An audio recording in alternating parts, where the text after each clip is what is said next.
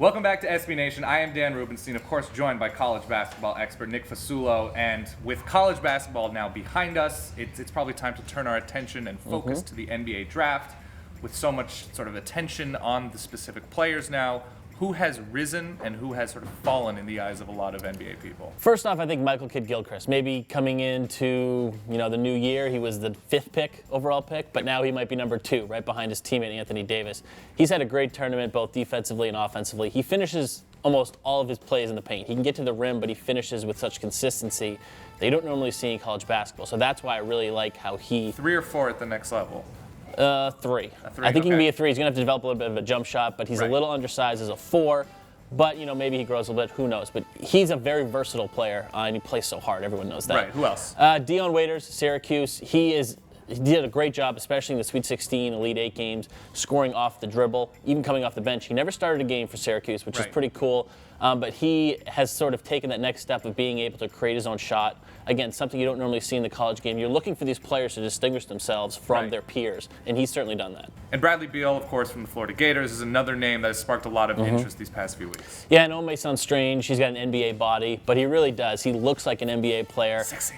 Exactly, he is sexy. After just one season in college, I think he's definitely ready, and he's projected to be, a top 10, 15 pick, and he could have a great NBA career. And who's perhaps taken a step back?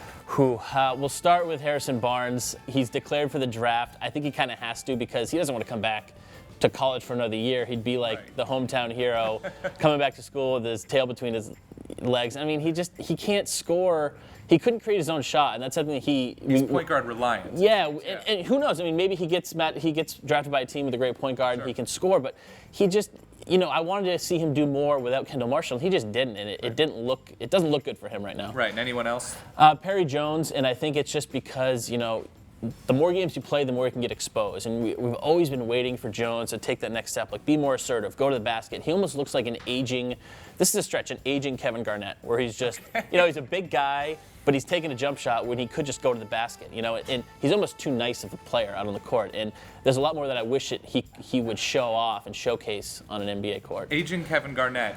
That's not mean. The first thing you want to be. No, I mean, Garnett obviously one of the greatest players of all time, but you've seen Garnett sort of just step away from the basket more, and it's sort of allowed him to stay in the NBA longer. But it's not something you want to see a player doing when he's 20 years old, and he can do a lot more. And there's no possible way Fab Melo has helped himself. No, not at all. I mean, it's really too bad. I think scouts don't put as much stock into the tournament as we do. Okay. It's a lot of stuff that we like to talk about. I think that they'll assess him more in pre-draft workouts and stuff. But obviously, great opportunity on a national stage to showcase how much he's improved over the course of the season. We didn't get to see that, unfortunately. That is Nick Fasulo, college basketball expert. Do read his stuff on SB Nation. It's always terrific. I am Dan Rubenstein. Be subscribing, comment if you agree, disagree on any of the stuff Nick mentioned. We'll see you soon.